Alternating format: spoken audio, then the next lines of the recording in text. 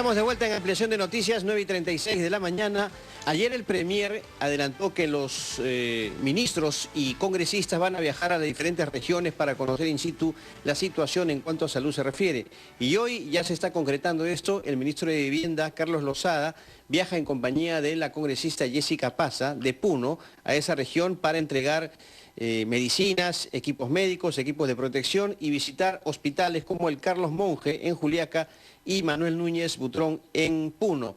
Van a tener reuniones con autoridades, entre ellas el gobernador regional, alcaldes provinciales, Direza y también los representantes del Colegio Médico de Puno. Y así otros ministros también van a viajar a diferentes regiones. Fernando.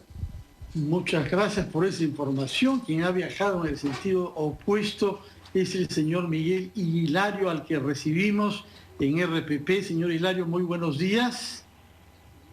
Muy buenos días, Fernando, muy buenos días, Mónica y Carlos. Aprecio mucho su invitación esta mañana. No, al revés, le agradecemos tanto más que yo recuerdo muy bien que usted escogió RPP para anunciar su candidatura presidencial del año 2016, lo que lo convirtió en el primer miembro de la etnia Shipibo que postulaba a la presidencia de la República. Es cierto que usted tiene un doctorado en ciencias antropológicas obtenido en una universidad célebre, la de Stanford en Estados Unidos, y tiene una experiencia como consultor reconocida. Por eso mismo lo hemos invitado, porque como usted sabe, desdichadamente han vuelto a producirse enfrentamientos, violencia y muerte de algunos nativos en la selva peruana, de una etnia diferente que la suya, pero usted los conoce igualmente. Tengo entendido que pocas personas en el Perú conocen la selva mejor que usted, no solo por sus estudios antropológicos, sino porque me dicen usted nació a bordo de una canoa en la que su madre navegaba el caudaloso río Ucayali. ¿Qué es lo que está pasando en la selva peruana? ¿Cómo debemos hacer para que la actividad productiva vinculada al petróleo, por ejemplo, sea compatible con el bienestar de sus hermanos nativos en la Amazonía?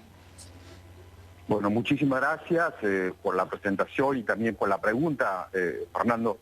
En primer lugar, debo saludar las buenas intenciones del Premier ayer, pero tenemos que ir más allá de las buenas intenciones. Tenemos que tener un plan estratégico con presupuesto medible para reparar ese daño histórico que se ha perpetrado con los pueblos indígenas en la zona andina y en la zona amazónica. En primer lugar, lo que ocurrió el 9 de agosto con el pueblo Cucama en Loreto es parte de la exclusión, es parte de la falta de política que el Estado peruano no ha tenido con los pueblos indígenas. Entonces la primera solución es de que se tiene que tener un aparato, una estructura, ya sea como lo que hemos tenido en el tiempo de Toledo, el Instituto de Desarrollo de Pueblos Indígenas, que era una OPD con autonomía presupuestaria, con expertise para poder proponer, para poder consolidar plan estratégico de desarrollo con identidad y también un desarrollo con sostenibilidad ambiental para los pueblos indígenas.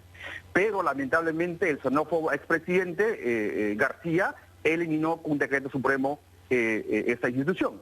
Entonces, actualmente el Ministerio de Cultura y su viceministerio de la Interculturalidad no tiene la expertise, no tiene el know-how para poder atender y solucionar las políticas públicas vis-a-vis pueblos indígenas en el Perú. Entonces, esa es la primera decisión que se tiene que poner. Entonces, yo propongo de que el presidente, el Premier y el Congreso puedan resucitar este organismo descentralizado de manera una OPD o un ministerio en el futuro, para que tenga presupuesto propio para poder atender y cerrar esta brecha social, política y económica y de salud y digital de los pueblos indígenas. En segundo lugar, Fernando, lo que yo propongo es de que haya una agenda nacional. Tenemos tantas actas firmadas, tenemos la Agenda 2030 de las Naciones Unidas, donde tenemos una hoja de ruta. ¿Qué es lo que se tiene que hacer con pueblos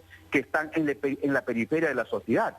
Entonces es solamente cuestión de una decisión política, tener un poco de recursos para poder implementarla. Mira, yo, y en mi iglesia de California, aquí también en Pucallpa, donde yo estoy ahorita enseñando en la Universidad Instituto de la Amazonía, nosotros en un lapso de 45 días, el fondo que hemos levantado en Europa y en Estados Unidos de casi $16,000, hemos contratado 2 enfermeros, hemos atendido más de 1.350 pacientes. Entonces, si nosotros como ciudadanos privados, común y corriente, podemos hacer tanta cosa en un lapso de tiempo, entonces el Estado, que tiene una estructura obviamente más compleja, puede hacer más.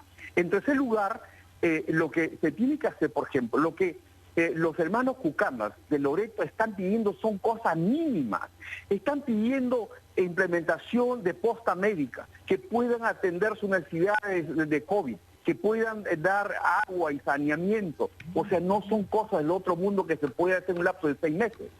Pero hay una cosa más. Mira, hay un 2018, noviembre de 2018, yo conocí al señor Ronald, quien es el ejecutivo de Petrotal. Le dije, mira, yo trabajo actualmente en la Universidad Intercultural de Pucallpa, tenemos la expertise en comunicación intercultural, tenemos la expertise en relaciones comunitarias. ¿Y cuál fue la respuesta?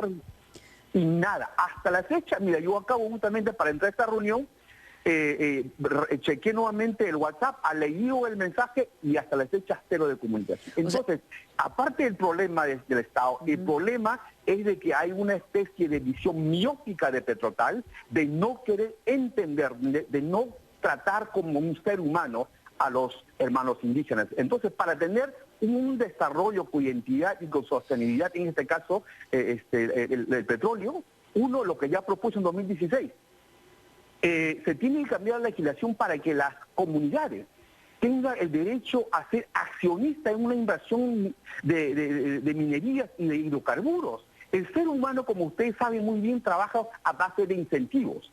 Entonces, si viene una petrolera por más de 50 años, me destruye mi comunidad, destruye mis aguas y mis lagos, y encima, o sea, donde el lugar, en una forma paradójica, el lugar donde hay más riqueza, hay más pobreza. Eso es lo que está pasando en Loreto. Yo creo que se tiene que cambiar ese paradigma que no ha funcionado.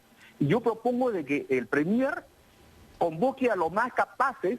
Los ministros tampoco no conocen la realidad del Perú. Mira, han venido acá ellos con no sé cuántas veces en Pucallpa y no ha pasado absolutamente nada. Claro, el problema fundamental, señor Hilario, es la falta de entendimiento de lo que hay detrás de los pueblos indígenas. Efectivamente, usted señala lo que todos hemos visto. Cuando hay un incendio, se trata de apagar, se llegan a extremos, hay una confrontación violenta, intervienen las partes, se baja la tensión en alguna circunstancia, pero no se resuelve el problema. Eso es lo que nos está señalando. Y esa es una cosa que parecería de sentido común, pero no ha funcionado hasta ahora. O sea, no sé si una nueva estructura, como usted señala, que había en la época de Toledo, pero lo cierto es que es un tema de falta de entendimiento desde Lima.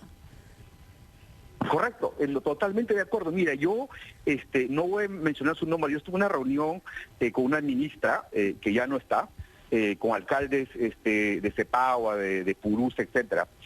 Este alcalde de Cepagua pedía así casi llorando, señora ministra, necesitamos Banco de la Nación porque los hermanos nuestros tienen que viajar 3 días para cobrar su bono y luego regresan sin plata y con COVID. Necesitamos Banco de la Nación. Y esta ministra, sin ningún tipo de competencia cultural, no ha respondido absolutamente nada. Entonces, el problema, obviamente, el presidente tiene buenas intenciones, el premier, pero sus ministros y ministras, obviamente, no tienen la competencia cultural, como usted dice, no entiende, o sea, no tiene la capacidad de un diálogo intercultural para poder implementar una política pública. Entonces, y aquí, si me permite, mira, entonces, el problema del Estado y de los petroleros, que las mineras en el Perú, es de que quieren dar una aspirina cuando el problema es un problema estructural de cáncer. Entonces hay que atacar el problema estructural y hay obviamente oportunidad. Y tengo la firme convicción de que el Premier puede hacerlo y él puede convocar a la gente experta de la costa, sierra y selva para poder lograr ese objetivo. Miguel, usted habla de la elaboración de una agenda nacional en el tema de el apoyo a las comunidades nativas. ¿Usted cree que, por ejemplo, el Pacto Perú pueda ser un foro importante para desarrollar esta agenda. ¿Cree usted que deben ser considerados justamente en este tema, en esta estructura del Pacto Perú? Totalmente, o sea, yo creo de que, mira, ya hay tantos documentos, o sea, ya se ha hablado por más de 30 años sobre el tema de la política pública vis-a-vis pueblos indígenas. Es cuestión de sentarse, rearmar un poquito, editar un poquito los documentos existentes, tanta mesa de diálogo que se ha creado, como usted ya lo ha mencionado. Entonces, este Pacto Perú, yo creo que puede ser una buena forma de implementar esta inclusión social, económica, digital, a los pueblos indígenas, pero... Se lo pregunto, eso fue uno de los temas incluidos también cuando se estableció el Acuerdo Nacional, pero a lo largo de los años no ha dado los resultados como usted mismo lo ha manifestado. ¿Qué tendría que cambiar ahora? Mira, la cosa es bien sencillo, Carlos, o sea, uno es de que hay que crear hay que restaurar el aparato para que el Estado peruano tenga el know-how, el expertise de poder trabajar en el desarrollo sostenible y sustentable hoy en día de los pueblos indígenas. Uno. Dos, con presupuesto. Tercero, mira, ya hay tantos documentos en las Naciones Unidas, en el Banco Mundial, en el BID, en UNICEF y otras instituciones internacionales donde ya hay una hoja de ruta establecida. La única cosa que se tiene que hacer es implementarla con presupuesto. Y yo les aseguro, si hacemos esto en 5 o 10 años, no habrá más levantamientos o tomas en la Amazonía. ¿Por qué? Porque uno, los pueblos indígenas son accionistas en las comunidades de estas empresas petroleras, van a beneficiarse económicamente, van a ver desarrollo. ¿Quién va a querer tomar una petrolera, una estación, si es que tiene agua, si es que tiene desarrollo económico, si es que sus chicos están yendo al colegio, a la universidad? Obviamente nadie va de una forma contraintuitiva sobre sus intereses. Perfecto, señor Miguel Hilario. En realidad lo que hay que dejar de lado son sesgos ideológicos, ir al fondo del problema, que es lo que debería abordarse para poder tener una solución de un problema estructural y complicado en nuestro país. Le agradecemos muchísimo a Miguel Hilario, miembro de la comunidad Shipibo-Conibo de Ucayali, por sus declaraciones aquí en Ampliación de Noticias. Ya regresamos.